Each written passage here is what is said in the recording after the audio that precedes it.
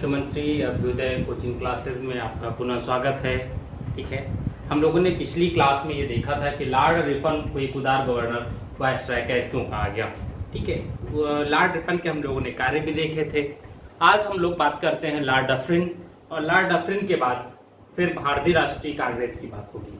ठीक है, क्योंकि कांग्रेस अपने गठन के बाद उत्तरोत्तर प्रगति करते हुए 1947 तक एक ऐसी स्थिति में पहुंच गई थी कि अंग्रेज भागने के लिए मजबूर हो गए।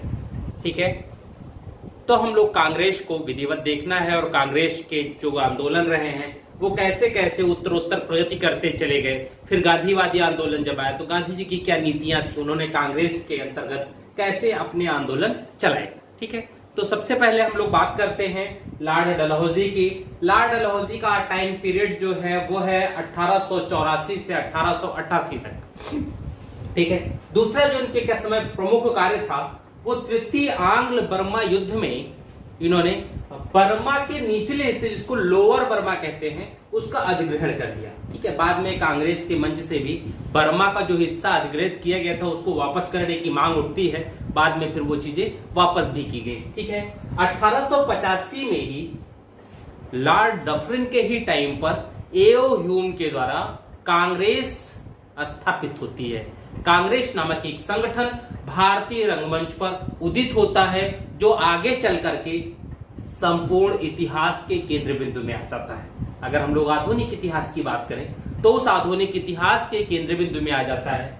नेक्स्ट था 1885 में बंगाल काश्तकारी अधिनियम। इसमें किया गया ताकि बंगाल में जो व्यवस्था थी अस्थायी बंदोबस्त, उसमें काश्तकारों के कुछ हित की बात हुई थी इसमें अधिनियम में। नेक्स्ट जो था अफगानिस्तान की उत्तरी सीमा का निर्धारण, यानी भारत और अफगानिस्तान वाली जो सीमा है उसका निर्धारण किया गया यहां पर। ठीक है, इसके बाद हम लोग आते हैं कांग्रेस, भारतीय राष्ट्रीय कांग्रेस।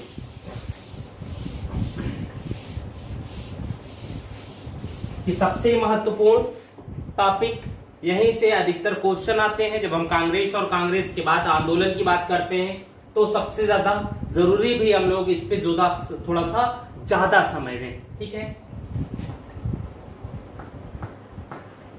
भारतीय राष्ट्रीय कांग्रेस स्थापना 28 दिसंबर 1885। पहले हम लोग भूमिका पे बात करते हैं कि कांग्रेस स्थापित तो हुई, लेकिन कांग्रेस की स्थापना के पीछे उद्देश्य क्या था, कैसे स्थापित हुई और किसने किया। ठीक, तो हम लोग ये देखते हैं कि मार्च 1883 में एओ ह्यूम ने कलकत्ता विश्वविद्यालय के स्नातक के जो छात्र थे उनको एक मार्मिक पत्र लिखा, और उस पत्र में उन्होंने ये कहा कि जब तक व्यक्ति अकेला रहता है तब तक वो अपने लिए कुछ नहीं कर सकता। राष्ट्र की आजादी के लिए जरूरी है व्यक्तियों का समूह में जुड़ना, जात पात धर्म ऊंच नीच भेदभाव जो भी हैं उसको भूल करके एक साथ जुड़ने का। जब व्यक्ति कंधे से कंधा मिला करके चलेगा, एक संगठन होगा, अच्छा संगठन होगा जिसमें सबका प्रतिनिधित्व हो, तभी राष्ट्र को आजाद कर सकते हैं। तो एक बहुत अच्छा मार्मिक जिसका प्रभाव भी पड़ा वहां के स्नातकों पर, काफी ज्यादा प्रभाव पड़ा, क्योंकि इंडियन एसोसिएशन जो आनंद मोहन बोस और एसएन बनर्जी के द्वारा स्थापित था वो काफी सक्रिय था वहां पे। उस सक्रियता का इन्होंने फायदा भी लिया, और एओ ह्यूम, जिनको हम लोग कांग्रेस का पिता भी कहते हैं, इनका जो कार्य भी था, इनके विषय में ये कहा जाता है कि बड़े उदार थे और भारतीय मामलों के विषय में बहुत सोचते भी थे। आईसीएस थे, काफी समय ये सरकारी पदों पर रहे, कलेक्टर भी रहे, गवर्नर भी रहे। ठीक है, कुछ जॉब इन्होंने इसलिए नहीं स्वीकार किया कि उसमें ये कह देते कि इसमें भारतीयों के हित की हम कार्य नहीं कर पाएंगे। ये सब चीजें बाद में जब रिटायर हुए तो उन्होंने कांग्रेस के लिए प्रयास शुरू कर दिया। जब कांग्रेस के लिए प्रयास शुरू किया तो उसी समय सितंबर 1884 अड्यार यानी मद्रास में थियोसोफिकल सोसाइटी की एक अखिल भारतीय बैठक हुई, और उस बैठक में भारत के सभी प्रमुख नेता पहुंचे। उसमें दादा भाई नौरोजी भी थे, फिरोज शाह मेहता भी थे, एओ ह्यूम भी थे, फिर एसएन बनर्जी भी थे, इन सब सम्मिलित हुए।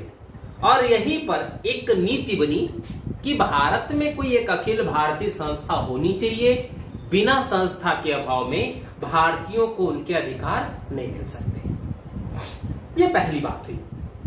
तो वहां थियोसॉफिकल सोसाइटी के इस बैठक में एक निर्णय तो ये हो गया था कि कोई भारतीयों के लिए एक संस्था होनी चाहिए, और उस संस्था का रूप क्या होगा, वो संस्था बनेगी कैसे, उसको बनाने में सहयोगी कौन कौन से होंगे, इस सब की बात अभी नहीं हुई थी।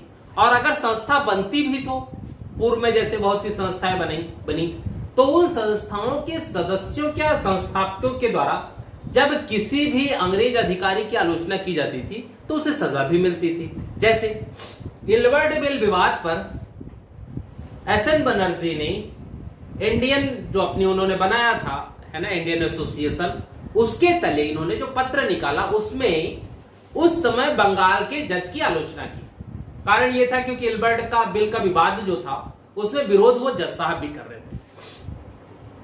आलोचना तो कर दी पेपर में, व्यक्ति का अधिकार था, आलोचना कर दिए, लेकिन हुआ क्या इसका एकदम उल्टा।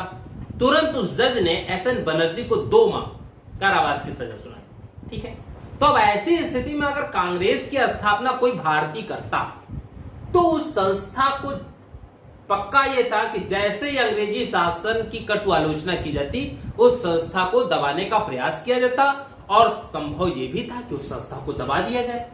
ठीक है, तो अंत में हुआ क्या कि वहां पर तो एक भारतीयों के बीच में एओ ह्यूम ने अपनी बात रखी, सभी भारतीयों ने उस बात को स्वीकार की, लेकिन अब समस्या यह थी कि एओ ह्यूम संस्थापक हैं। एओ ह्यूम को अपने इस मंतव्य को अंग्रेज अधिकारियों को भी तो समझाना पड़ेगा कि जो वो कह रहे हैं क्या वो सही है या नहीं। इसलिए एओ ह्यूम मई 1885 में इंग्लैंड चले गए,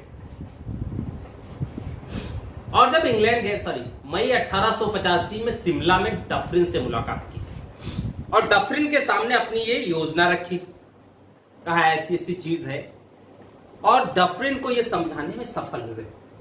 डफरिन को इन्होंने बात समझाई कि देखिए इस समय भारत के अंदर 1857 से भी ज्यादा आक्रोश है, और उस आक्रोश को कहीं ना कहीं किसी संगठन के माध्यम से अगर हम एक जगह पर ले आए तो ब्रिटिश साम्राज्य को ज्यादा समय तक बचाए रख सकते हैं। ये चीजें इन्होंने बताई, और जब ये सब चीजें समझाई कि साम्राज्य की हित की बात है, संगठन को ये हो जाएगा, तो भारतीय जो है शिक्षित भारतीय, भाई नेतृत्व तो वही करते, शिक्षित भारतीय, आंदोलन को गति भी वही देते शिक्षित भारतीय, रूपरेखा भी वही बनाते, एक नई व्यवस्था की बात भी वही करते, सब कुछ वही आती। तो इन्होंने कहा कि अगर एक संगठन हम निर्मित करते हैं अखिल भारतीय, तो उसमें करें क्या कि सभी शिक्षित भारतीयों को एक मंच दे दें अपनी भड़ास निकालने का। तो यदि सभी भारतीय उस मंच से अपनी मांगों को मनवाएंगे तो जो छोटे मोटे चीजें हो सकती हैं, आक्रोश हो सकता है, वो सारी चीजें हो सकता है समाप्त हो जाए, क्योंकि विरोध जो हो रहा था वो लॉर्ड लिटन के जो प्रतिक्रियावादी कार्य थे उसके वजह से था। इल्बर्ट बिल का जो आया उस पे बहुत ज्यादा विरोध था।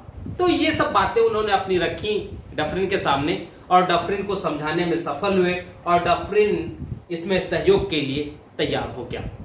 लेकिन समस्या थी कि लॉर्ड एओ ह्यूम ब्रिटेन में जो राजनेता थे उनको भी तो समझाते, इसलिए डफरिन को यहां बात हो गई। जब डफरिन से सब कुछ हो गया विचार विमर्श सही से, तो ये इंग्लैंड चले गए, और इंग्लैंड में जाने के बाद लॉर्ड डलहौजी, लॉर्ड रिपन इत्यादि से मुलाकात की। वहां पर भी इन लोगों को इन्होंने अपनी बातें बताई पूरी, और वहां से जब लौटे तो इन्होंने कांग्रेस का गठन किया। यानी सबसे पहले एओ ह्यूम ने भारतीय अधिकारी, वायसराय, फिर इंग्लैंड में जाकर के पूर्व वायसराय, गवर्नर जनरल, वहां के प्रमुख राजनेताओं को अपनी बात बता करके जब एक राष्ट्रीय संगठन के लिए संतुष्ट कर लिया है, उसके बाद इन्होंने कांग्रेस की स्थापना की। क्योंकि शायद एओ ह्यूम को भी यह बात अच्छी तरीके से पता थी कि जैसे ही भारतीयों के लिए एक कोई राष्ट्रीय संगठन बनाया जाएगा, अंग्रेजी सरकार उस संगठन को अवैध घोषित कर देगी, और उस संगठन में शामिल सभी लोगों को संगठन से बाहर होने के लिए या राजनीति ना करने के लिए जेल में डाल दिया जाएगा, या तो प्रेशर बनाया जाएगा। ये सारी चीजें थी। इसीलिए एओ ह्यूम ने सभी को संतुष्ट किया अपनी बातों से, और संतुष्ट करने के बाद फिर एक नए आंदोलन और एक नए संगठन की ओर आगे बढ़ते हैं। अब हम लोग ये देखते हैं कि कैसे स्थापित हुआ, क्या था, क्या चीजें थी। ठीक है, ये चीजें देखिए। स्थापना 28 दिसंबर 1885 को कहां पर हुआ? बंबई में। बंबई में कहां? ग्वालिया टैंक मैदान।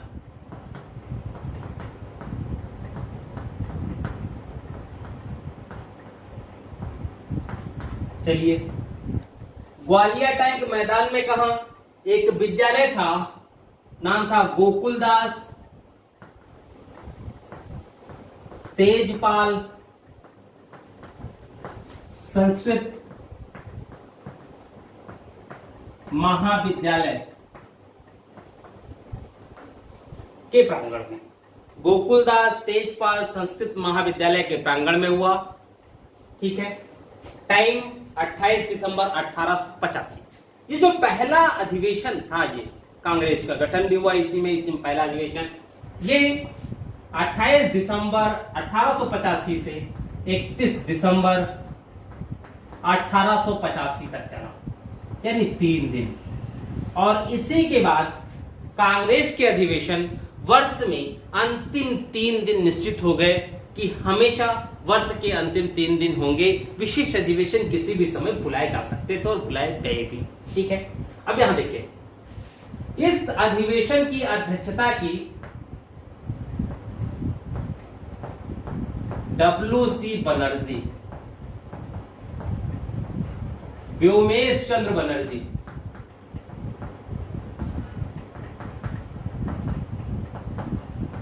बनर्जी ने, ठीक, अध्यक्ष भी हो गए। संस्थापक कौन था जानते हैं आप? Hume, Allan Octavian Hume. Hume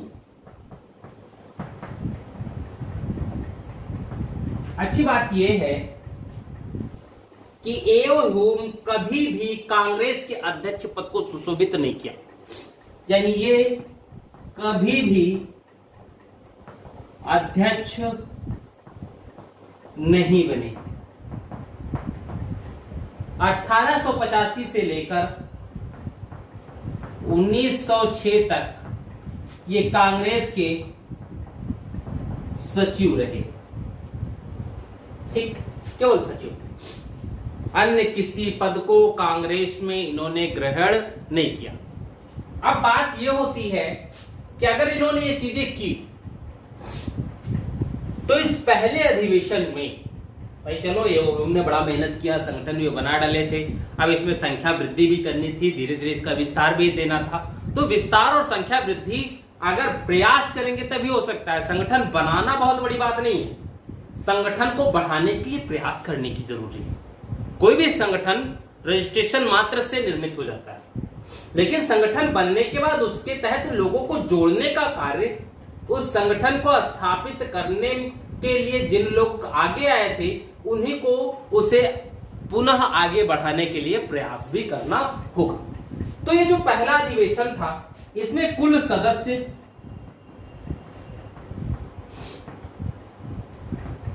72 व्यक्ति सम्मिलित हुए। चूंकि अधिवेशन कहां हुआ? बंबई में। तो जब अधिवेशन बंबई में हुआ है तो सदस्य भी अधिकतर कहां के होंगे? बंबई के। अब सदस्य संख्या हम लोग देखते हैं, इस 72 में 38 सदस्य बंबई से थे। ठीक, 21 सदस्य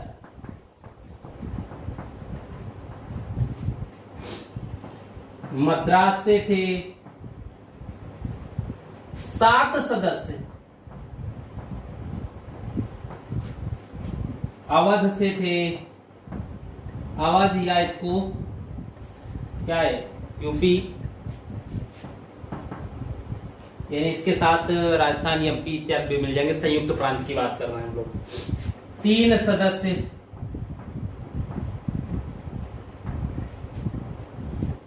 पंजाब से थे, बचे कितने?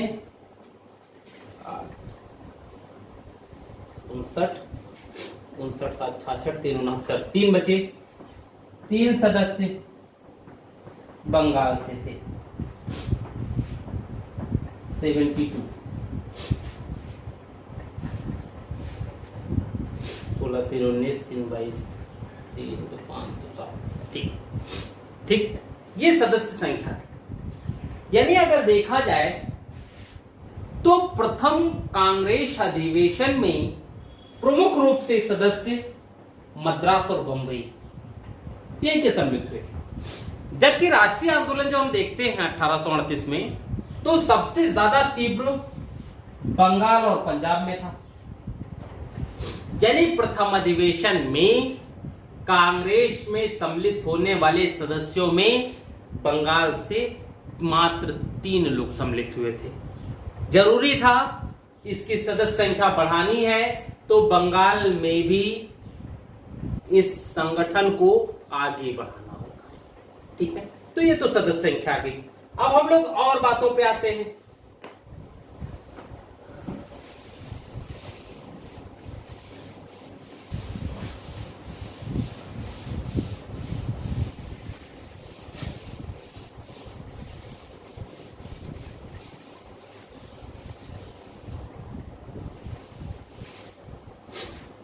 लोग जब इतिहास पढ़ते हैं, समस्या ये होती है कि कभी कभी कुछ डाटा गलत भी हो जाते हैं, तो आप लोग उसे अन्यथा मत लीजिएगा। गलती सबसे होती है, मुझसे भी हुई है भी 1-2 जो हम जानते भी हैं, लेकिन अब जब हो गया एक बार तो फिर उसको सुधारा बाद में नहीं जा सकता। इसलिए आप लोगों से मेरी रिक्वेस्ट है कि आप पढ़ते समय बुक अपने साथ रखिए, कोई प्रमाणिक बुक साथ में रखिएगा।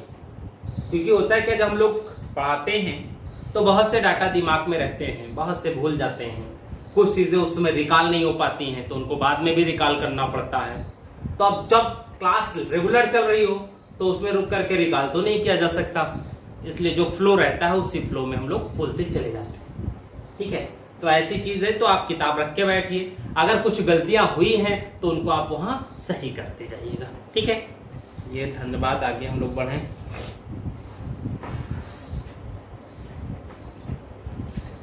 अब यहां पर डफरिन ने देखिए क्या किया था। जब ब्रिटेन गए थे इन्होंने,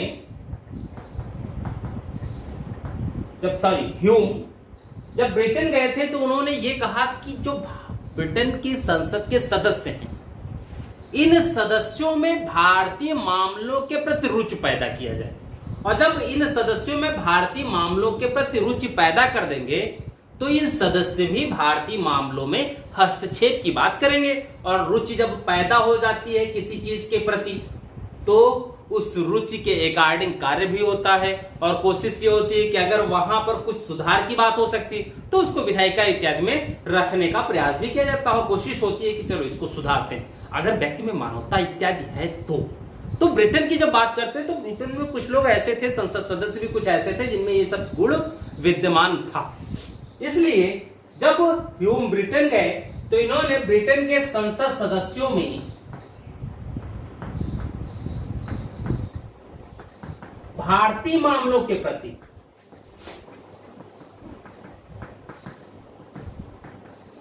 रुचि पैदा करने के लिए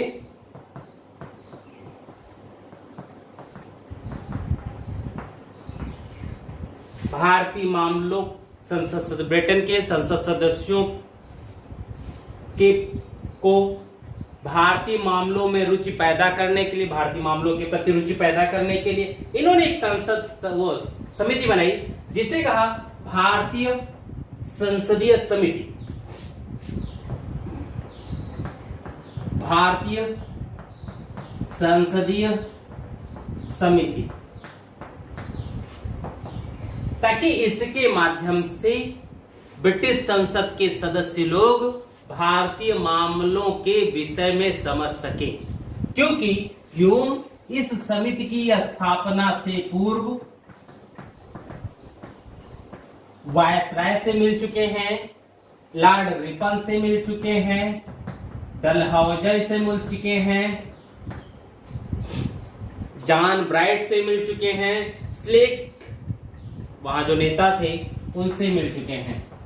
जॉन ब्राइट और स्लेक जैसे यानी इत्यादि नेताओं से मुलाकात करके उनको भारतीय मामलों से अवगत करा दिया जा था कि भारत की स्थिति बहुत विकट है। यदि जल्दी कोई निर्णय नहीं लिया गया भारत के विषय में तो भारत में 1857 से भी बड़ी क्रांति हो सकती है, और यह क्रांति ऐसी होगी जो संपूर्ण ब्रिटिश साम्राज्य को उखाड़ फेंकेगी। इसलिए ये समिति भी बनाई इन्होंने, ताकि वहां लोगों का जो इस संगठन के प्रति विरोध हो उस विरोध को खत्म किया जा सके। ठीक है, इसलिए अब देखिए इसके हम लोग भूमिका में चलते हैं। यहां जब लौट कर आए तो 25 दिसंबर 1885, अब यहीं से भूमिका बन जाती है। 25 दिसंबर 1885 ये टाइम था किसका आने के पश्चात जब आए, तो इन्होंने यहां पर इंडियन नेशनल यूनियन, ये पूर्व में संगठन बनाया गया था, इसकी बैठक बुलाई। इंडियन नेशनल यूनियन की बैठक बुलाई और इस बैठक का उद्देश्य था आपसी विचार विमर्श करना। ठीक है, 25 दिसंबर को बुलाई जा रही है, 28 को संगठन हुआ, यानी 25 को हुआ होगा। तो जब 25 को हुआ तो इसी के बाद संगठन भी आया होगा। कहते हैं ये बैठक बुलाई गई, इसी में विचार विमर्श हुआ और विचार विमर्श के बाद Indian national conference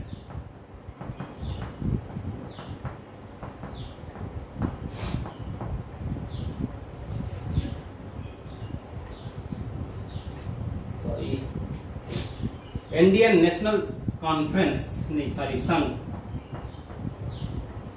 Indian national संघ का एक नाम सुझाया गया कि इसके नाम से एक संस्था बनाई जाएगी जो अखंड भारतीय होगी। लेकिन दादा भाई नौरोजी ने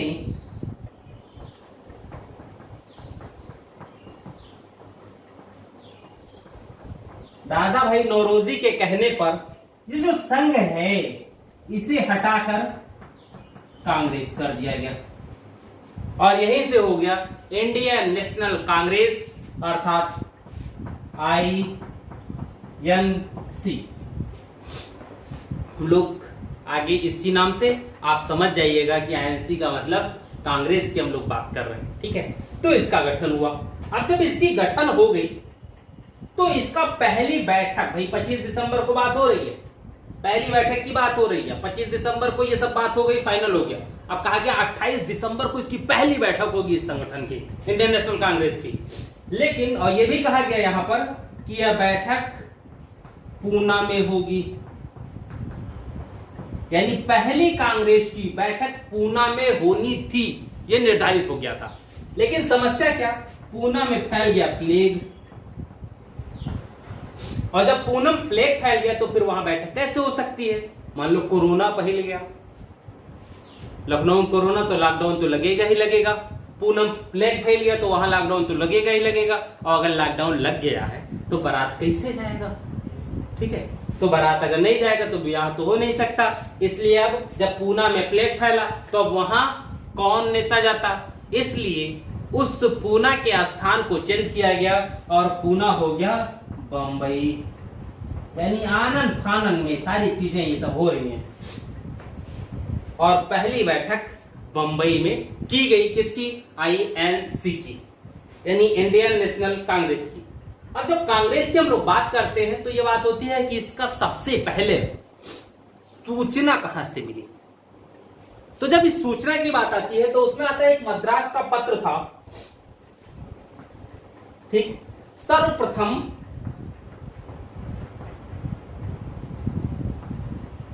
दिख रहा है नहीं, सॉरी,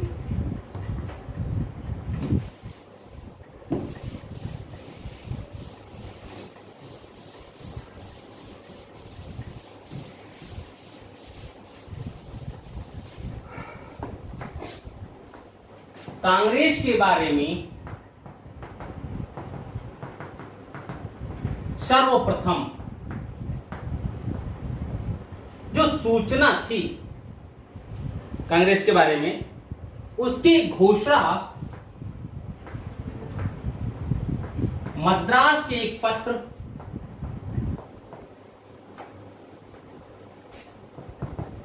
नाम था हिंदू,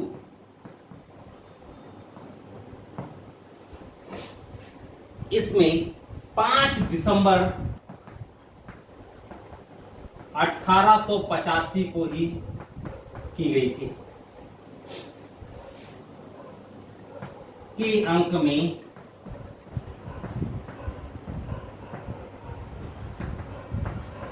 की गई। ठीक, यानी कांग्रेस की स्थापना के पीछे जो भी चीजें थी, या कांग्रेस स्थापित होगी, एक अखिल भारतीय संगठन स्थापित होगा, उसके लिए कुछ लोग प्रयास कर रहे हैं, इस बात की सबसे पहले सूचना मद्रास के पत्र हिंदू में 5 दिसंबर 1885 को ही सर्वप्रथम दे दिया गया। अब कितनी बात सही है, कितनी नहीं सही है, ये तो बाद में संगठन स्थापित होगा कि नहीं, लेकिन जब संगठन स्थापित हुआ तो ये था कि हिंदू की सूचना 100% सही थी। ठीक, एक संगठन बना, इस संगठन को एक अंग्रेज अधिकारी नहीं बनाया, जो भी चीजें रही हो, ठीक है, अखिल भारतीय संगठन। आगे आगे हम लोग चलते हैं।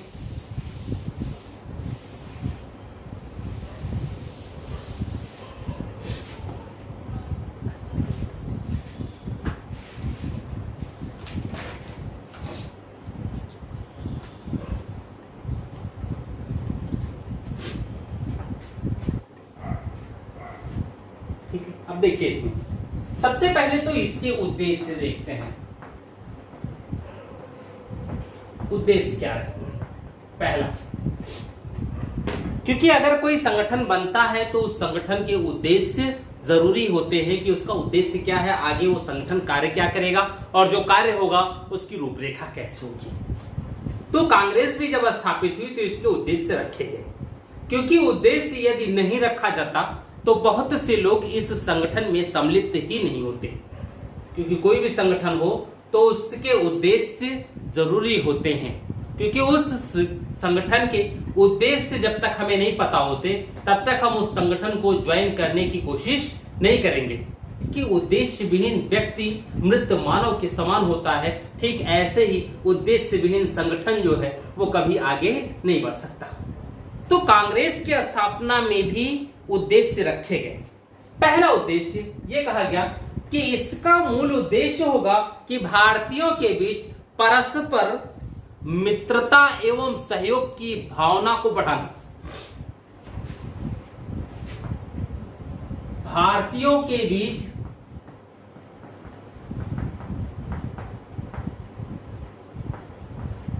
परस्पर मित्रता और सहयोग की भावना को बढ़ाना। पहला क्या होगा? भारतीयों के बीच परस्पर मित्रता और सहयोग की भावना में वृद्धि करना। ठीक है, पहला उद्देश्य, यानी जब उद्देश्य ये हो कि सभी भारतीयों को एक मंच प्रोवाइड कराया जाए और उनके बीच में आपसी सहयोग की भावना में वृद्धि की जाए, तो उद्देश्य तो ठीक है। अगर उद्देश्य ठीक है तो क्या लगेगा लोगों को? जाति पाति से दूर यह संगठन सभी भारतीयों को एक मंच प्रोवाइड करा रहा है और आपस में सहयोग की भावना और मित्रता की भावना को बढ़ाने का प्रयास करेगा। ठीक है, दूसरा उद्देश्य देखते हैं। इसमें यह कहा गया धर्म, वंश, जाति, प्रांत इत्यादि के जो भी विवाद हैं, भैया सामान्यतः ऐसे विवाद होते रहते हैं, सब में रहता है, उन विवादों को समाप्त करना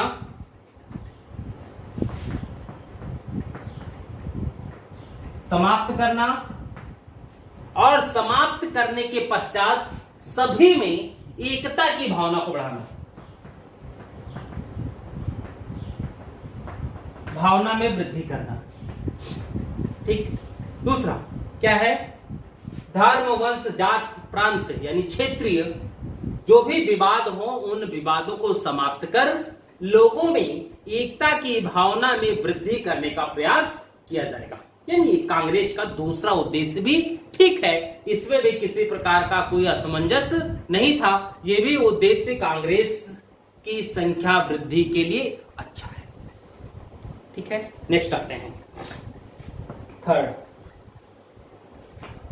भारतीयों के जन कल्याण के लिए नीति निर्धारित करना।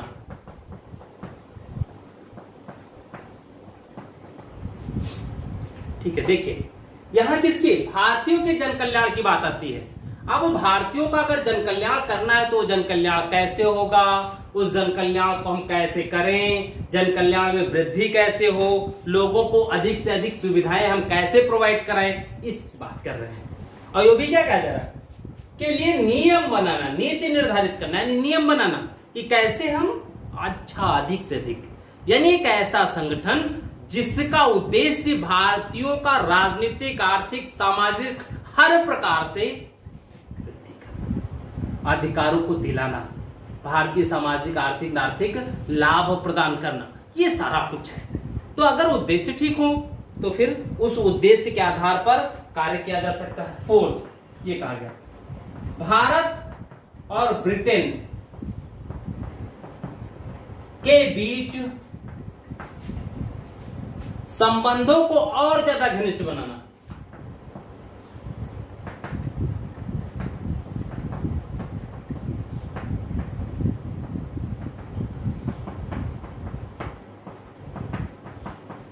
संबंधों को और ज्यादा घनिष्ठ बनाना। ठीक है, भारत और ब्रिटेन के बीच संबंधों को और ज्यादा घनिष्ठ बनाना। क्यों? देखिए कारण क्या है, जिस समय इस संगठन की स्थापना हुई उस समय भारतीय इतने सक्षम नहीं थे कि वो अंग्रेजी शासन सत्ता का विरोध करके कोई संगठन निर्मित कर सकते थे। तो अगर कोई संगठन किसी अंग्रेज के द्वारा बनाया गया तो उस संगठन में विरोध भी हो तो ऐसा हो जिसका ज्यादा दिक्कत ना करे। भाई अगर मैं हूं, मान लो दो लोग, चलिए हम एक एग्जांपल पे आते हैं। एक थे देवता दीन, किसान है भाई, ठीक किसान है, और दूसरे हैं हम लोग भाई गोंडा से बिलोंग करते हैं, तो चलिए मानते हैं किसी महान व्यक्ति को लिया जाए। ठीक है, माननीय सांसद जी ब्रजभूषण सिंह जी।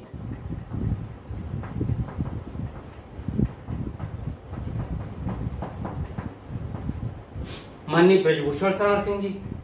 ठीक, क्या स्थिति ये है कि देवता दीन किसान ब्रजभूषण सिंह जी के घर जाकर के इनको अनाप शनाप बकें, इन्हें गाली दें, मारने की चुनौती दें, युद्ध करने की चुनौती दें, कुश्ती लड़ने की चुनौती दें, क्या दे सकते थे? कदापि नहीं देंगे। अगर थोड़ी सी बौद्धिकता हुई थी न देंगे। अब एक घटना बताते हैं।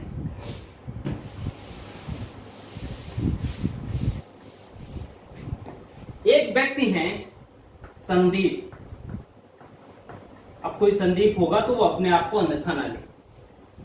ठीक है, संदीप बहुत थोड़ा सा गरीब थे, दुबले पतले थे, कमजोर थे शरीर से। ठीक है, एक दिन अपनी साइकिल से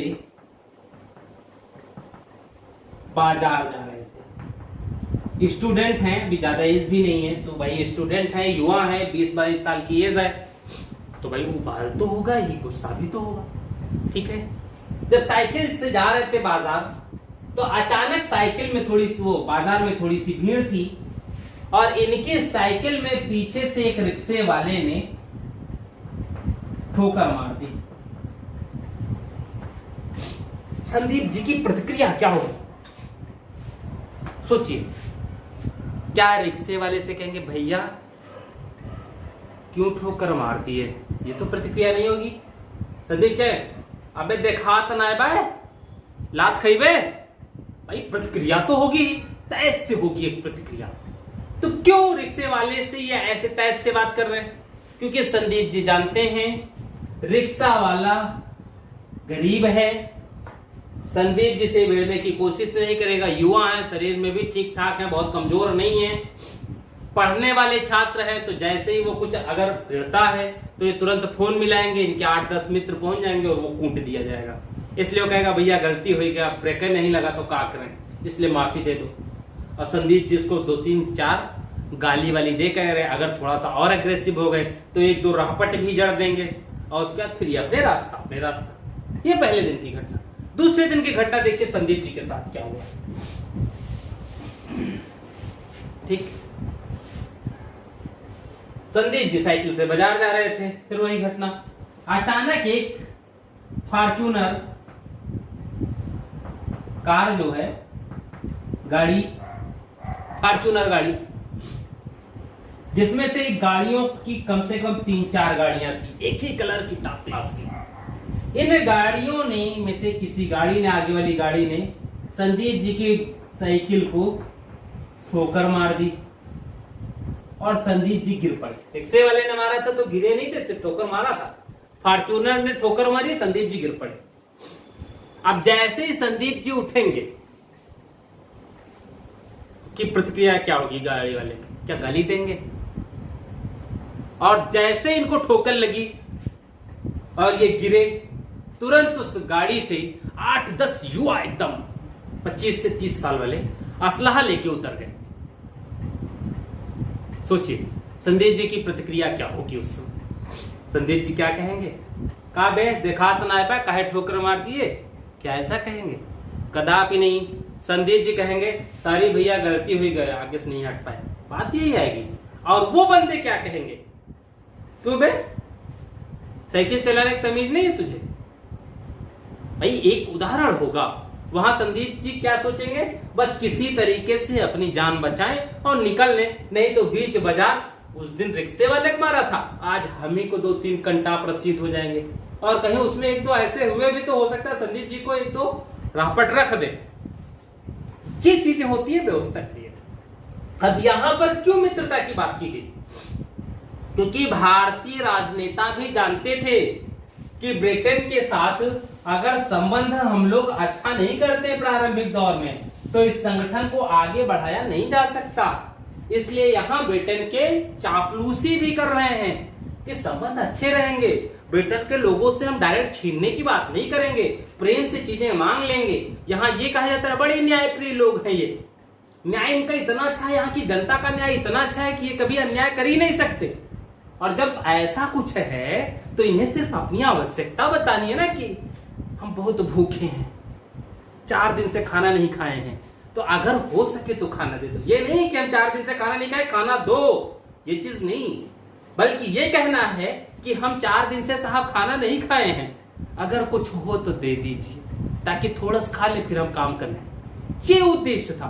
तो यहां पर भी वही चीज कही गई, ठीक है, कि उसके बीच जो संबंध है उसको और ज्यादा घनिष्ठ किया जाएगा, ताकि मित्रता जब ज्यादा हो जाएगी तो मित्र से लाभ भी ज्यादा ले सकते हैं। नेक्स्ट, इसमें यह कहा गया जनता की मांगों का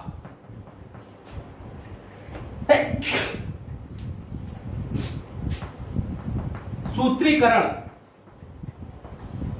करना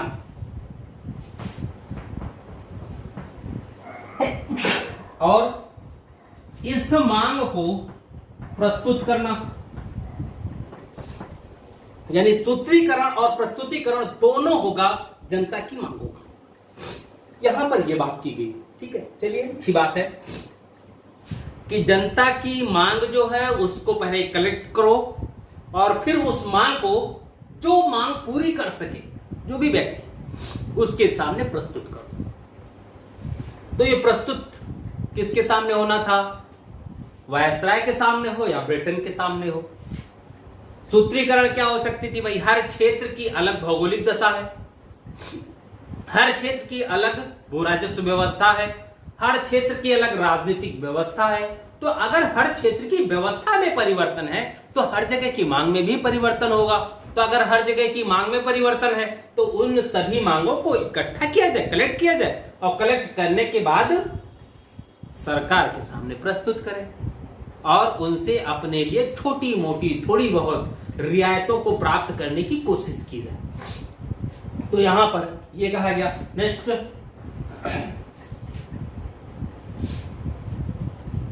सभी वर्ग कहा गया, सभी वर्गों में, जैसे हिंदू, मुसलमान, सिख, ईसाई, सभी वर्गों में एक राष्ट्र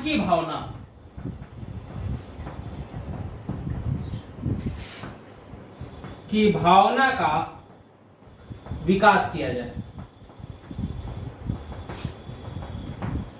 ये बात आ गई।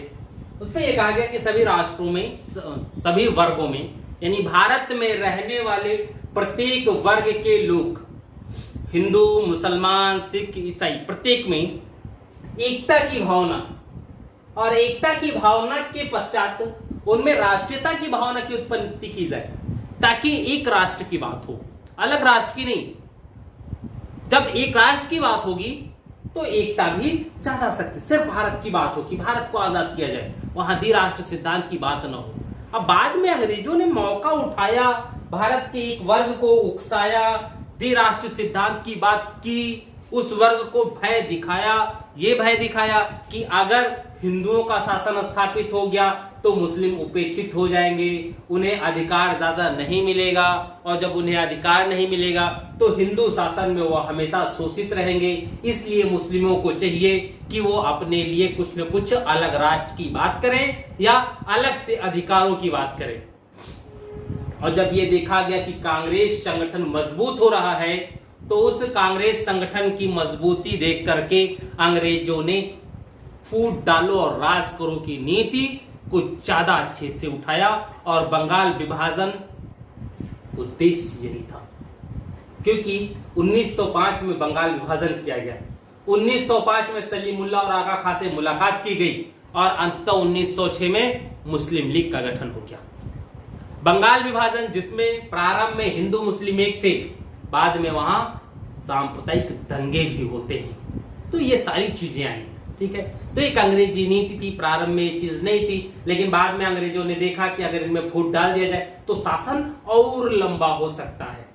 तो अंग्रेजों को मूल उद्देश्य था भारत से अधिक कच्चा माल या आर्थिक लाभ की प्राप्ति। वो जब तक वो प्राप्त करते रहे तब तक उन्हें भारत में रुकना था। जिस दिन उनको लगा कि अब आर्थिक लाभ ज्यादा प्राप्त नहीं हो सकता, अब भारत पर शासन करने का मतलब है अपने पास से पूंजी का प्रवाह पुनः भारत में। क्योंकि इतनी ज्यादा क्षति हो रही थी, इतने लगातार आंदोलन हो रहे थे कि अंग्रेजों को ये लगने लगा कि अब भारत पर शासन अगर करना है तो आर्थिक लाभ नहीं बल्कि आर्थिक हानि होगी। तो जब आर्थिक हानि होगी तो फिर शासन ही काहे करे। बात तो यही थी। इसलिए अंग्रेजों ने मजबूरी में आकर के भारत को स्वतंत्र करने के लिए सोचा, और उन्होंने भारत को अस्त व्यस्त अवस्था में छोड़कर भाग खड़े हुए। ठीक है, तो एक व्यवस्था थी, उसमें पटेल जी भी कहते हैं किसी तरीके से भाई जब सांप्रदायिक दंगे होने चालू हुए प्रत्यक्ष कार्यवाही दिवस के अंतर्गत, तो अंत में पटेल जी ने सबसे पहले पाकिस्तान की मांग को स्वीकार कर ली, और उन्होंने ये कहा कि यदि शरीर के किसी एक पार्ट में यानी अंग में नासूर हो जाए, नासूर मतलब फोड़ा, काफी खतरनाक फोड़ा जो ठीक नहीं होता, कहते नासूर हो जाए तो शरीर के उस अंग को काट देना ही बेहतर होगा। उनका कथन ये था। अर्थात यदि लीग जो है बिना पाकिस्तान के स्वीकार नहीं करेगी कोई चीज, तो अच्छा रहेगा कि जो हिस्सा है उसका जिसके वो डिमांड कर रही है वो हिस्सा उसे ही दे दो, अन्य जितना भी हिस्सा है उसे हम एक समृद्धशाली राष्ट्र बना सकते हैं। ठीक है, तो सबसे पहले उन्होंने स्वीकार किया, और उनके स्वीकारने के बाद नेहरू इत्यादि कांग्रेस कार्यकारिणी ने और फिर गांधी जी ने भी मौन स्वीकृति इसके लिए दे दी। ठीक है, तो अब हम लोग आगे आते हैं। देखिए, ये इनकी मांग थी, लेकिन ह्यूम क्या चाहते थे, जिन्होंने संगठन के स्थापना के पीछे महत्वपूर्ण कार्य किया था। सबसे बड़ी तो ये थी बात अब जब ह्यूम ने वहां सब बात किया था इंग्लैंड इत्यादि में, तो उन्होंने अपना कुछ अलग उद्देश्य किया था। उन्होंने ये सोचा था, भाई ह्यूम की ये सोच थी कि आयरलैंड की तरह जो शासन है, आंतरिक स्वशासन, इसकी भारतीय मांग करें। ह्यूम की चाहत थी आयरलैंड की तरह भारतीय भी आंतरिक स्वशासन की बात करें।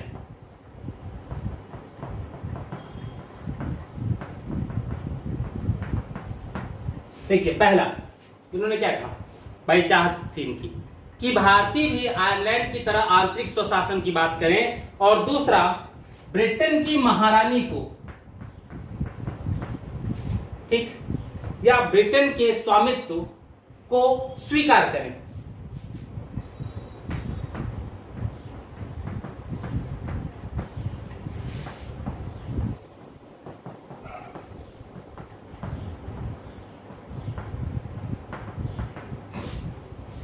यानी आंतरिक स्वशासन तो रहेगा भारतीयों के द्वारा, भारतीय शासन, लेकिन प्रधान कौन होगा, ब्रिटिश शासन, महारानी। जैसे ब्रिटेन उस समय आंतरिक मामलों में, आयरलैंड के आंतरिक मामलों में हस्तक्षेप करता था, ये भी ठीक वही चाहते थे कि एक ऐसा ही शासन व्यवस्था हो जिसमें ये व्यवस्था दे सके। ठीक है, तो ये चीज बात थी। लेकिन समस्या ये थी कि कांग्रेस की स्थापना तो कर दी ह्यूम ने, लेकिन ह्यूम के अतिरिक्त उसमें 72 और सदस्य थे। अब अगर 72 और सदस्य हैं तो उन सदस्यों की मांग भी तो अलग अलग होगी, उन सदस्यों का नेतृत्व करने वाले व्यक्ति की भी तो डिमांड अलग होगी, क्योंकि उनको क्या लगता है कि भारतीय मामलों के विषय में जितना हम जानते हैं उतना ह्यूम तो नहीं जानते होंगे। तो अगर हम ज्यादा जानते हैं तो हमारी मांग क्या होगी ये भी तो हम जानेंगे, क्योंकि इस समय तक राष्ट्रीयता तो आई गई थी लोगों में, क्योंकि दादा भाई नौरोजी ने इकोनॉमिक ड्रेन थियरी दे दी, ठीक है, आरसी दत्त की आ गई, ठीक है, दूसरे और की आ गई, रानाडे साहब की आ गई, ठीक है, कई लोगों की पुस्तकें भी आ गई थी, इन्होंने ट्रेन थियरी दिखाई थी कि कैसे भारत का धन ब्रिटेन की तरफ प्रवाहित हो रहा है। तो जब इतना सब कुछ हो चुका था तो कैसे जो ह्यूम चाहते वही बात भारतीय शिक्षित वर्ग स्वीकार कर लेता, ऐसा तो ह्यूम को सोचना ही नहीं चाहिए था। लेकिन ह्यूम ने सोचा, भले के लिए सोचा, बाद में उनकी इच्छा ब्रिटेन के हित में आ गई तो अलग बात थी। लेकिन ह्यूम ने जब भी किया कांग्रेस के हित की बात की, कांग्रेस को बनाए रखने की बात की, क्योंकि ह्यूम का विरोध होते हुए भी ह्यूम ने सचिव के पद को नहीं छोड़ा। उस पद को इन्होंने हमेशा 1906 तक सुशोभित किया, ठीक है, अर्थात ह्यूम के जुड़े रहने से कुछ न कुछ कांग्रेस को सुरक्षा थी। ठीक है, आगे आते हैं हम लोग कांग्रेस की प्रस्ताव। अब तक हम लोग उद्देश्य में थे, अब प्रथम अधिवेशन में कुछ प्रस्ताव भी हैं,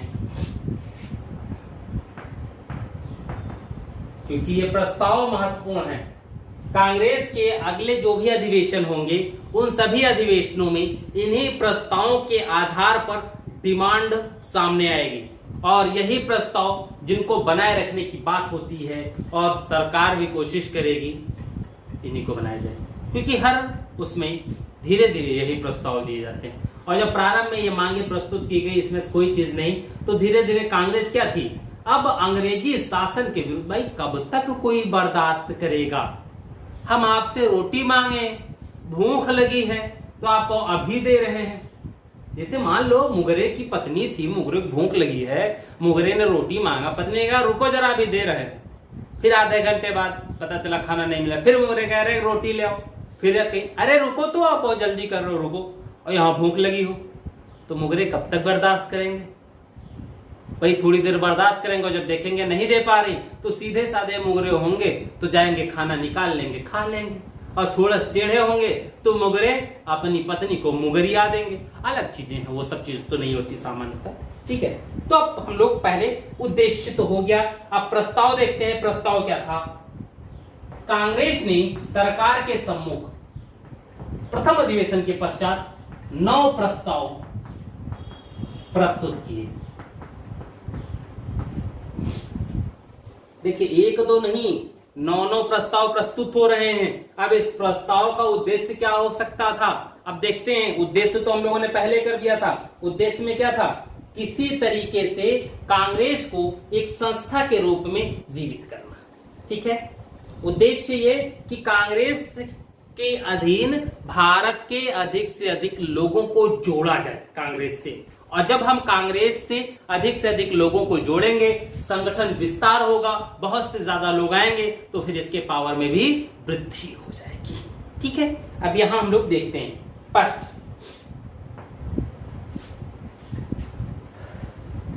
भारतीय शासन विधान की जांच के लिए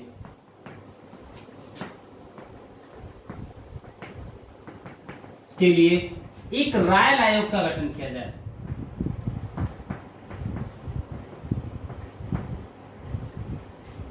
देखिए, रायल कमीशन नियुक्त किया जाए या जांच।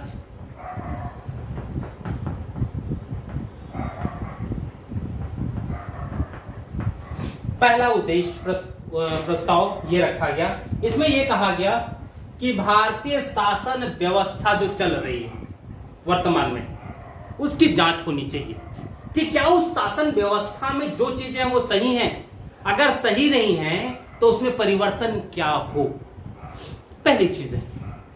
क्या इसमें यह कहा गया, इसकी जांच के लिए एक रायल कमीशन की नियुक्ति की जाए। वो रायल कमीशन अपनी संस्तुति जांच के पश्चात फिर जो परिवर्तन हो आप कीजिए, बिना उसकी संस्तुति के किसी भी प्रकार का कोई सुधार ठीक नहीं होगा, क्योंकि एक रायल कमीशन है, उसमें भारतीय सदस्य भी नियुक्त किए जा सकते हैं। क्योंकि अब तक भारतीयों को विधायिका में बैठने की अनुमति थी, प्रश्न पूछने का अधिकार नहीं था।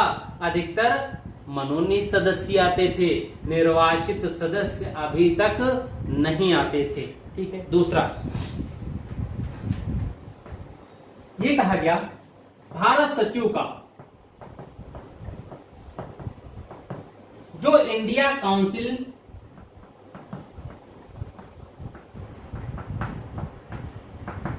इंग्लैंड में कार्यरत है,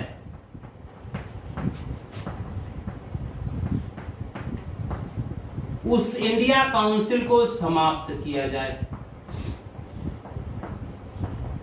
देखिए क्यों इसकी बात हो रही थी, इंडिया काउंसिल में कार्यरत सभी सदस्यों का वेतन कहां से दिया जाता था, भारत की संचित निधि से। यानी कार्य इंग्लैंड में और सिर्फ मध्यस्थ का ही। अब तक तो वायसराय के पास ही ज्यादातर शक्तियां थी। इस इंडिया काउंसिल के सदस्य, भारत सचिव या उसके सदस्यों का कोई विशेष कार्य नहीं होता था। सिर्फ ब्रिटिश सरकार ने कुछ लोगों को नौकरी देने के लिए एक बनाया भारत सचिव का मुख्यालय, उसमें कुछ अपने लोगों को अस्थायी नियुक्ति दे दी या भारत सचिव बना दिया। यानी उनको वेतन तो भाई ब्रिटिश सरकार तो दे नहीं रही है, तो उसमें 10 की नियुक्ति करे या 100 की नियुक्ति करे, वेतन कहां जाएगा, भारतीय राजकोष से जाएगा। तो यहां पर इसको समाप्त करने की बात की गई। दूसरा ये कहा गया, प्रांतीय व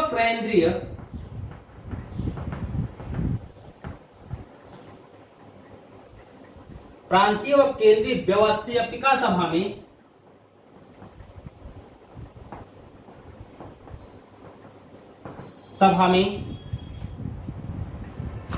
सभा में मनोनीत के स्थान पर निर्वाचित सदस्य मनोनीत के सम्मिलित किए जाएं। निर्वाचित सदस्य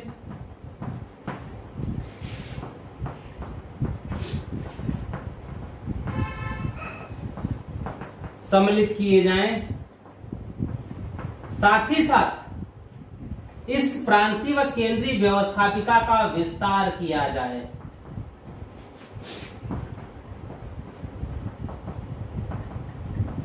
दोनों चीजें आ गई। देखिए पहला क्या है, अब तक केवल मनोनीत सदस्य जो वायसराय करता था और ऐसे लोगों को करता था जो सिर्फ और सिर्फ वायसराय के बातों में हाँ से हाँ मिला सके। वायसराय ने नीम के पेड़ को देखा और कहा देखो भाई कितना अच्छा आम का पेड़ है, तो वो लोग यही कहते थे हाँ हुजूर बहुत अच्छा आम का पेड़ है, अगर कहते हो तो अब 4-5 आम तूरी लई। ठीक है, तो ऐसे लोगों को मनोनीत किया जाता था।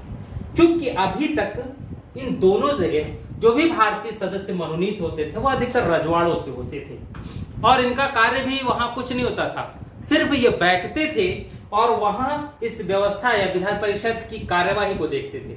न तो इन्हें बोलने का अधिकार था, न तो प्रश्न पूछने का अधिकार। जब बोलने का अधिकार नहीं तो प्रश्न पूछने का अधिकार की कोई बात ही नहीं होती थी। सिर्फ इनका कार्य था आंख खोलकर वहां की कार्यवाही को देखते रहे।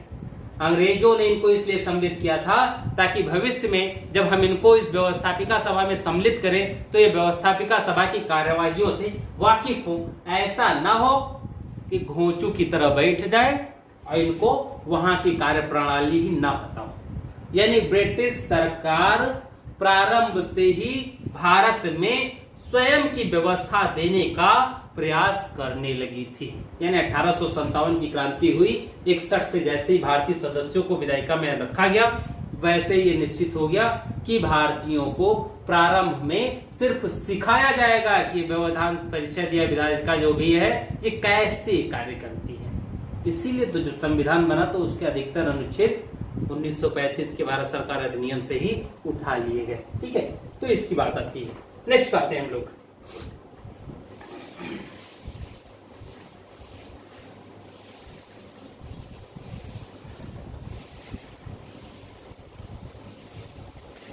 तीन में 4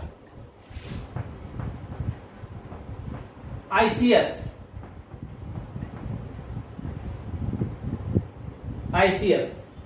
का आयोजन भारत और इंग्लैंड दोनों जगह किया जाए।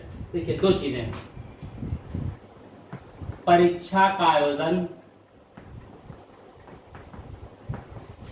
भारत और इंग्लैंड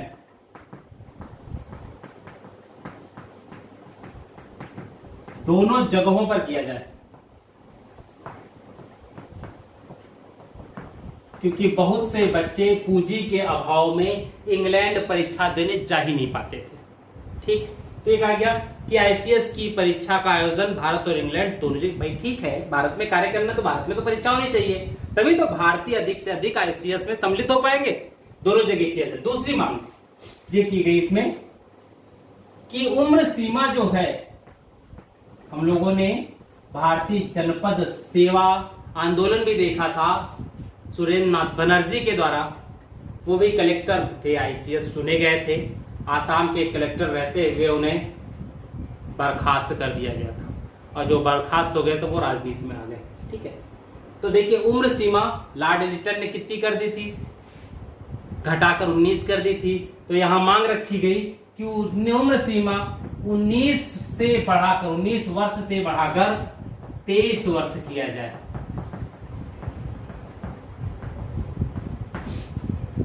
ठीक, ये जो है आयोजन वाला यह उद्देश्य 1923 में पूर्ण हुआ। यानी 1923 के पश्चात आईसीएस की परीक्षा का आयोजन भारत और इंग्लैंड दोनों जगह एक साथ होने लगा। ठीक है, तो ये चीज यहां थी। अब समस्या क्या थी कि क्यों इसके आयोजन की बात हो रही है, क्यों उम्र सीमा, कारण क्या था? भारत में शिक्षा व्यवस्था पुरातन वाली थी, वैदिक, और उसमें यह कहा गया था कि बच्चा जब तक 8 साल या 7 साल से ज्यादा का ना हो जाए, 7 ईयर का ना हो जाए, तब तक इसे गुरुकुल नहीं भेजा जाता था।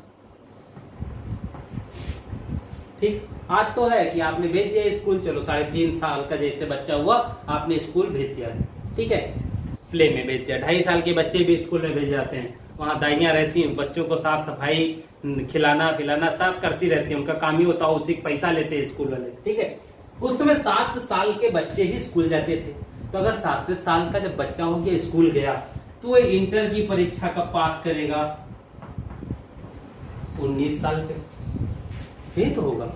तो अगर 19 साल की उम्र पर इंटर की परीक्षा पास कर रहा है और आईसीएस की परीक्षा में अधिकतम उम्र सीमा भी 19 हो, तो इंटर परीक्षा पास करने के तुरंत बाद इंग्लैंड जाता और मान लो परीक्षा पहले हो गई, तो वो जब इंटर परीक्षा पास कर रहा है तो आईएएस की परीक्षा में बैठने की उसकी एलिजिबिलिटी नहीं है। तो जब आईएएस की परीक्षा में बैठ ही नहीं सकता इसकी वजह से, तो फिर वो सिलेक्ट कैसे हो सकता था? लॉर्ड लिटन ने तो सिर्फ 22 को घटा के 19 करने के पीछे मूल उद्देश्य उसका यही था कि आईसीएस की परीक्षा में आने वाले भारतीयों को, जो भी आ रहे हैं, उनको रोका जाए किसी तरीके से। तो उसने कहा कोई दिक्कत नहीं, बहुत सरल उपाय है कि उम्र सीमा को 19 कर दो। 19 साल पर इंटर पास करते हैं, और जब 19 साल पर इंटर पास करते हैं तो कैसे आईएएस की परीक्षा देंगे, क्योंकि आईएएस परीक्षा देने तो इंग्लैंड जाना पड़ेगा, भारत में कोई चांस ही नहीं है। तो अगर परीक्षा देने इंग्लैंड जाना है तो फिर चीजें कैसे हो सकती हैं। 1 मिनट, चलिए आगे आते हैं हम लोग नेक्स्ट पर।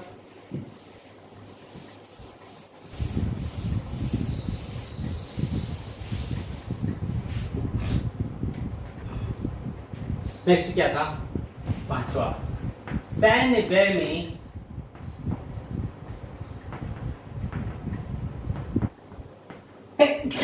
कटौती की जाए, जायज मांग है। सैन्य व्यय ज्यादा है तो सैन्य व्यय में कटौती करना कोई गुनाह नहीं था, या मांग भी कोई उल्टी सीधी नहीं थी। जब युद्ध की परिस्थिति हो तब सेना पर व्यय ज्यादा किया जाए, ठीक है, लेकिन यदि युद्ध की परिस्थिति ना हो तो सैन्य व्यय कोई विशेष नहीं है। समस्या क्या थी कि अब युद्ध की परिस्थितियां नहीं थी, लेकिन इंग्लैंड ने भारत की सेना को बनाए रखा था ताकि यही सेना उसके यूरोप में विजय अभियानों के काम आ सके। जैसे ही प्रथम विश्व युद्ध स्टार्ट हुआ, वायसराय ने तुरंत ही भारत को भी इंग्लैंड के पक्ष में प्रथम विश्व युद्ध में सम्मिलित होने की घोषणा कर दी। कैसे कर दी भाई? भारत एक उपनिवेश था, भारत के लोग स्वयं अपना निर्णय करना जानते थे।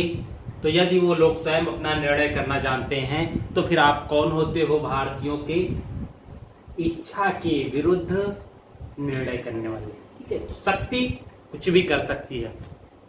मेरी न चाहते हुए भी मुझसे ज्यादा बलवान व्यक्ति मुझसे अपनी इच्छा अनुसार कार्य करवा सकता है। ठीक है, कोई जानवर नहीं देता।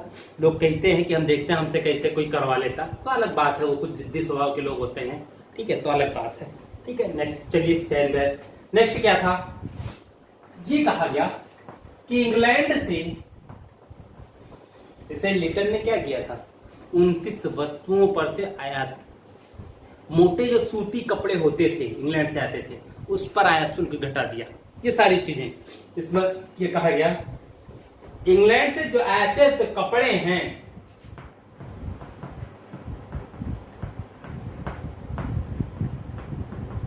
कपड़ों पर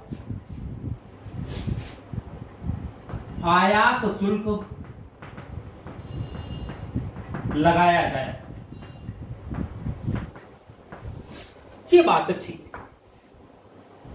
इसका उद्देश्य क्या था, क्यों आयात शुल्क लगाया जाए? समस्या ये थी कि इस समय भारत में भी सूती वस्त्र उद्योग धीरे धीरे पनप रहा था।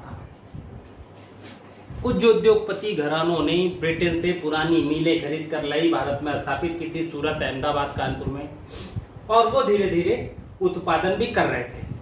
लेकिन टेक्नोलॉजी उनकी पुरानी थी, ब्रिटेन में नई टेक्नोलॉजी। और भारत में जब सूती वस्त्र बन रहे हैं तो इनकी क्वालिटी भी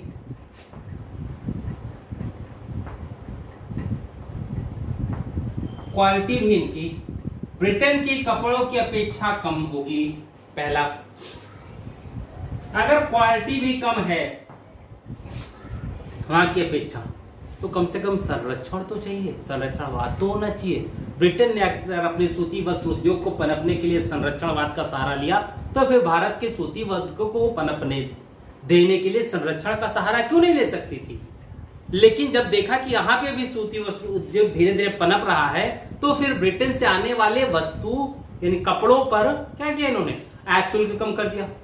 अब इससे क्या हो सकता था, मान लीजिए कि ब्रिटेन से आने वाले कपड़ों पर आयात शुल्क लगा दिया जाए, तो आयात शुल्क लगने से इन कपड़ों के मूल्य बढ़ जाएंगे। ये तो होगा। अब जैसे ही कपड़ों के मूल्य बढ़ेंगे, तो अगर कपड़ों के मूल्य ज्यादा हो गए, भारतीय सूती वस्त्र उद्योग जो है, यहां उत्पादित कपड़ों पर कोई भी शुल्क ना लगाया जाए किसी भी प्रकार का, तो इसके मूल्य कम होंगे। और भारत जैसे गरीब देश में सस्ते कपड़े जितना सस्ते हो उतना ही ज्यादा उसकी मांग होती थी। लेकिन प्रतिस्पर्धा के दौर में ब्रिटेन सरकार ने, यानी यहां जो सरकार थी, उन्होंने यह दिक्कत की।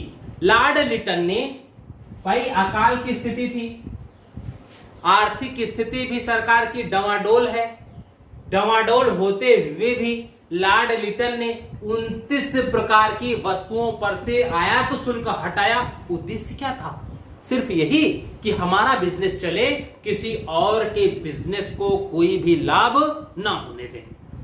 ये तो कोई निर्णय नहीं था, ये तो कोई अच्छी बात नहीं थी, लेकिन फिर भी भाई शक्तिशाली हैं तो जैसा चाहे वैसा निर्णय ले सकते थे। शासक हैं तो शासक वर्ग जैसा चाहे वैसा निर्णय ले सके। उसके मुख से निकली हुई प्रत्येक वाणी एक कानून होती है, वैसे ही यहां किया गया।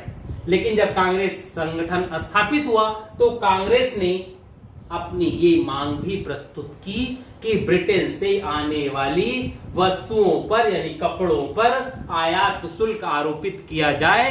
आयात शुल्क लगने से ब्रिटेन के कपड़े महंगे हो जाते और भारतीय सूती वस्त्र उद्योग को संरक्षण थोड़ा बहुत मिल जाता। ये उद्देश्य था। तो चलो ये भी मांग ठीक थी, इससे उद्योगपति घराने को भी इस कांग्रेस के साथ जोड़ा जा सकता था। ठीक है, नेक्स्ट आते हैं हम लोग।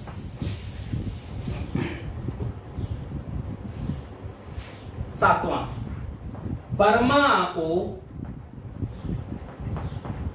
भारत से अलग किया जाए।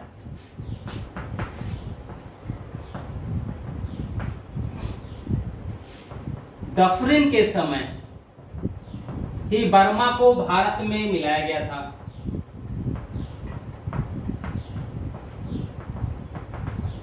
और जब मिलाया गया तो उसी के बाद से बर्मा को भारत में मिलाने का विरोध प्रारंभ हो गया। सभी कर रहे थे कि बर्मा को भारत में ना मिलाया जाए, उसको अलग कर दिया जाए, उसे भारत में मिलाने से कोई लाभ नहीं होगा। तो कांग्रेस ने भी अपने मंच से यह बात सामने लाई कि बर्मा का जो भारत में अधिग्रहण किया गया है उसे हटा दिया जाए। बर्मा भारत का अंग नहीं बन सकता। कारण क्या? बर्मा का कल्चर इत्यादि सब अलग है, इसलिए इसका वो विरोध किया उन्होंने। ठीक है, नेक्स्ट आते हैं आठवां। अब देखिए ये कैसे प्रस्ताव, इसमें एक प्रस्ताव किया कांग्रेस ने, सरकार को एक प्रस्ताव किया। उसमें ये कहा कि सभी प्रदेशों के जो भी मांगे हैं ये सब पंपलेट में बनाए जाएं और प्रत्येक प्रांत में बांटे जाए, पूरे भारत में बांटे जाए कि कांग्रेस से ये मांग कर रही है। ठीक है, कांग्रेस ने प्रस्ताव किया कि सरकार का यह कर्तव्य होगा कि सभी प्रदेशों की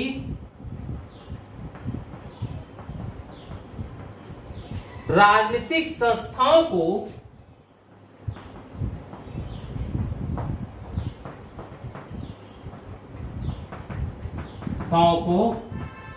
कांग्रेस की प्रस्ताव भेजे जाएं,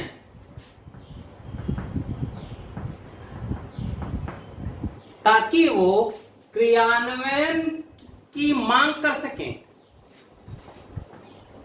ताकि वे प्रस्तावों की क्रियान्वयन की मांग कर सकें।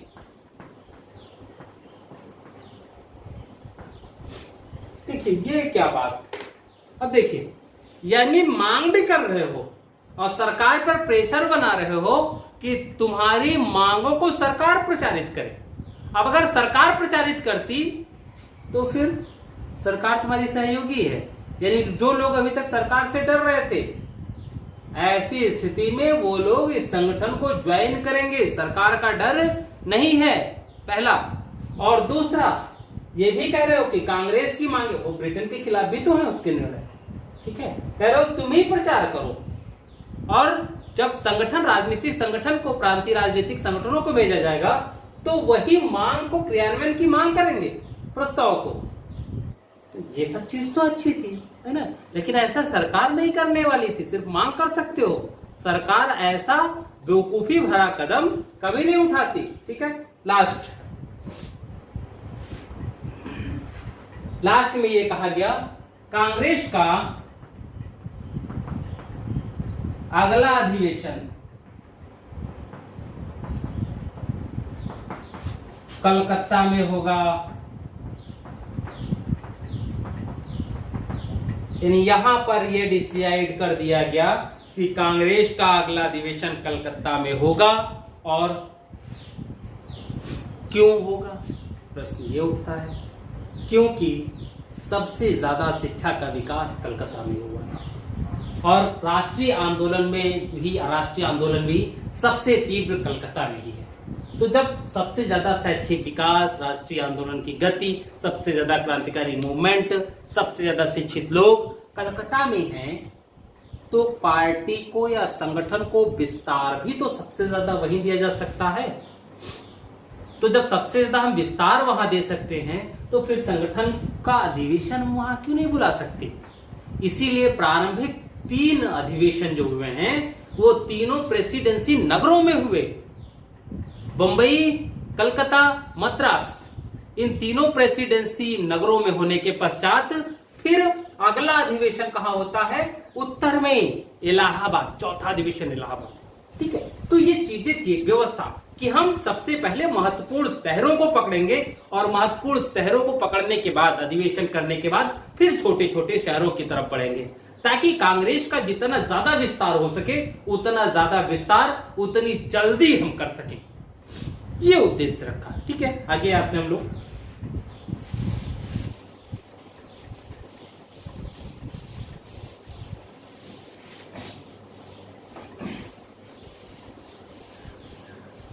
कांग्रेस, देखिए अभी कुछ फैक्ट हैं कांग्रेस के, तो हम लोग दूसरा अधिवेशन करने के बाद, इसकी बाद की जो क्लास होगी उसमें हम लोग कांग्रेस के फैक्ट करने के बाद तीसरा, चौथा और पांचवा अधिवेशन, या तीसरा, चौथा, पांचवा अधिवेशन, छठा अधिवेशन करने के बाद हम लोग कांग्रेस के फैक्ट पर बात कर लेते हैं। ठीक है, फिर हम लोग कांग्रेस के आंदोलन, जो राष्ट्रीय मूवमेंट है, वो 3 चरण, 85 से 1906, 1906 से 20 और 20 से 47, इसको हम लोग देखेंगे एक सीरियल से। ठीक है, कांग्रेस का दूसरा अधिवेशन, सेकंड अधिवेशन, डेट बताने की जरूरत नहीं है, क्योंकि कांग्रेस के प्रत्येक अधिवेशन वर्ष के अंतिम 3 दिन,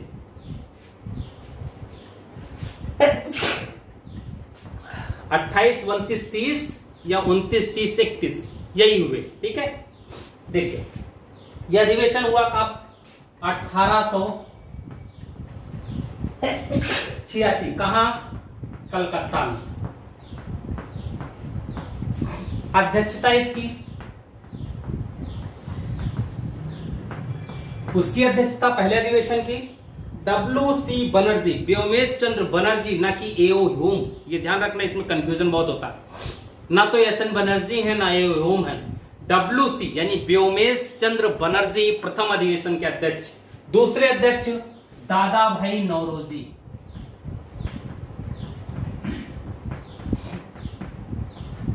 बहुत शिक्षित पारसी समुदाय से दादा भाई नौरोजी, और बहुत राष्ट्रीय आंदोलन के बहुत कार्य किया इन्होंने, बहुत मेहनत की। ठीक है, ओल्ड इज गोल्ड, बुजुर्ग थे और काम भी इनके बहुत अच्छे रहे। ठीक है, आते हैं हम लोग आगे। देखिए इसमें हुआ क्या, हम लोग जो बात करते हैं द्वितीय अधिवेशन की, तो उस समय ये देखते हैं कि प्रथम अधिवेशन में SN बनर्जी सम्मिलित नहीं हुए थे। कारण ये था कि SN बनर्जी का तो इंडियन एसोसिएशन था, उसकी बैठक थी उसी समय। ठीक है, 26 या 27 दिसंबर 1885 को उसकी बैठक उन्होंने बुला ली थी, इसलिए वो वहां प्रथम अधिवेशन में नहीं जा पाए। तो अगर वो कांग्रेस के सदस्य नहीं बनते हैं, तो बंगाल में सबसे ज्यादा लोकप्रिय SN बनर्जी, अगर SN बनर्जी ही कांग्रेस को ज्वाइन ना करें, तो फिर बंगाल के दूसरे लोग जो उनकी बातों का अनुकरण करते हैं, वो तो एकदम ज्वाइन नहीं करेंगे। तो सबसे पहले उन्होंने क्या सोचा कि सबसे ज्यादा जरूरी है कि SN बनर्जी को हम कांग्रेस के झंडे के तरह ज्वाइन करें, यानी इनको ले आए। तो अगर एसएन बनर्जी आते हैं कांग्रेस के झंडे की तरह, तो एसएन बनर्जी का भी मूल उद्देश्य थियोसॉफिकल सोसाइटी में भाई बात करने पर ये ह्यूम को पता ही चल गई थी। तो ये ह्यूम भी जानते थे कि अगर एसएन बनर्जी का भी उद्देश्य अखिल भारतीय संगठन, तो अगर कांग्रेस एक अखिल भारतीय संगठन बन गया तो उसे बात करने पर वो उसे ज्वाइन कर सकते हैं। तो एसएन बनर्जी अगर ज्वाइन करते हैं तो एसएन बनर्जी का जो संगठन है ऑलरेडी इंडियन एसोसिएशन, उसका भी विलय कांग्रेस में हो सकता है। ये एक उद्देश्य लेकर के एओ ह्यूम कलकत्ता पहुंचते हैं और अधिवेशन शुरू होने से पहले ही वो कलकत्ता पहुंच गए। ठीक, अधिवेशन के प्रारंभ होने से पहले ही ह्यूम महोदय बनर्जी से मिलने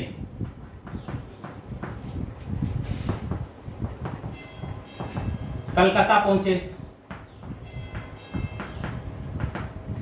ठीक, कहते हैं यहां पर मुलाकात हुई, दोनों के बातचीत हुई, विचार विमर्श हुआ और अंत में निर्णय हुआ कि बनर्जी का संगठन जो था, कौन सा, इंडियन एसोसिएशन,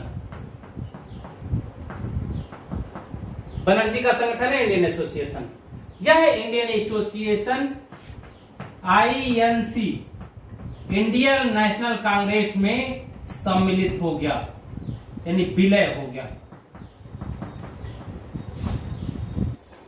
ठीक, पहला। अब अगर इंडियन एसोसिएशन आईएनसी में विलय हुआ है तो इसका मतलब है सुरेंद्र नाथ बनर्जी भी कांग्रेस के सदस्य हो गए। ठीक, दूसरा, अब इसमें एक निर्णय और लिया गया।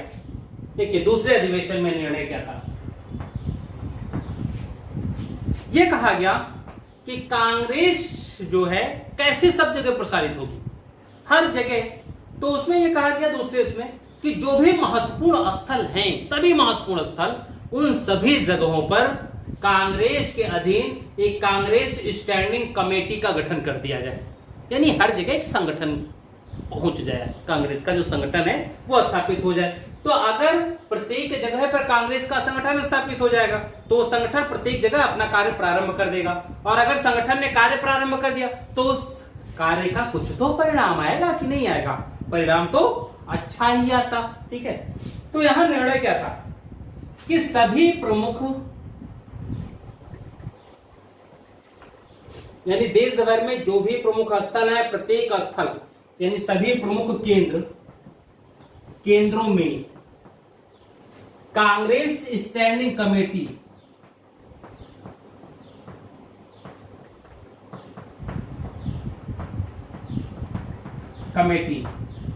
का गठन किया जाए।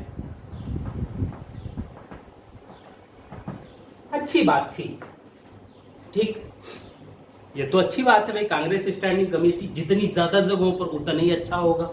ठीक है, दूसरा ये हुआ, फिर जो अपनी मांग थी इनकी पहले उसको दोहराए गए प्रस्तावों को, फिर जयकारे लगाए गए, बात खत्म हो गई। यहां अभी भी कांग्रेस के और वायसराय यानी अंग्रेजी सरकार के संबंध अच्छे हैं, कांग्रेस अभी भी उनकी विश्वास पात्र है।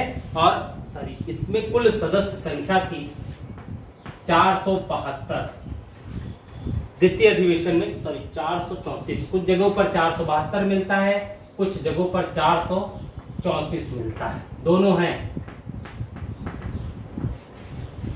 ठीक है, 472 434 ऑप्शन में आ जाए तो 434 लगाइए, 472 जो ऑप्शन 1 मिल जाएगा वही मार दो। ठीक है, देखिए अब यहां डफरिन ने, वायसराय का मुख्यालय भाई कलकत्ता ही था, तो डफरिन तो मुलाकात होती ही, पूरा अंग्रेजी अमला ही वहां पर होता। तो डफरिन ने अपने व्यक्तिगत हैसियत से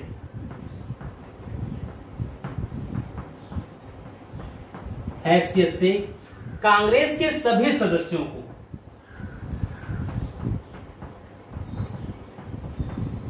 शाम को क्या होती है, टी पार्टी। ठीक है, यही तो होता है, कहते हैं टी पार्टी, जिसे अंग्रेज कहते हैं गार्डन पार्टी, दी। और सभी भाई वायसराय दे रहा है, कांग्रेस के प्रत्येक सदस्य को वायसराय ने गार्डन पार्टी दी है। चाहेंगे गार्डन में वायसराय से भी मुलाकात होगी, एक दूसरे से बात होगी वायसराय के साथ। भाई कैमरा उस समय मोबाइल नहीं था तो फोटो शूट आउट उतना नहीं होता, लेकिन फोटो तो कुछ न कुछ खींचे जाते हैं। उस समय भी कैमरे तो थे ही, रहे होंगे या चित्रकार रहे होंगे, बैठे लोगों को बैठा के आधे घंटे में सारे फोटो बन जाते रहेंगे, जो भी बात रही हो। ठीक है, सभी लोग गए गार्डन पार्टी में, हर सदस्य कांग्रेस का, सचिव वचिव सब गए गार्डन पार्टी में, सिवाय एक व्यक्ति को छोड़ करके। इस गार्डन पार्टी में सुरेंद्र नाथ बनर्जी, एसएन बनर्जी को छोड़कर, नहीं दिख रहा है नीचे,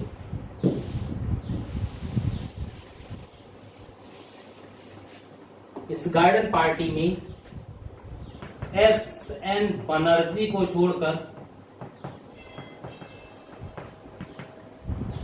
अन्य सभी कांग्रेस के सदस्य सम्मिलित हुए थे।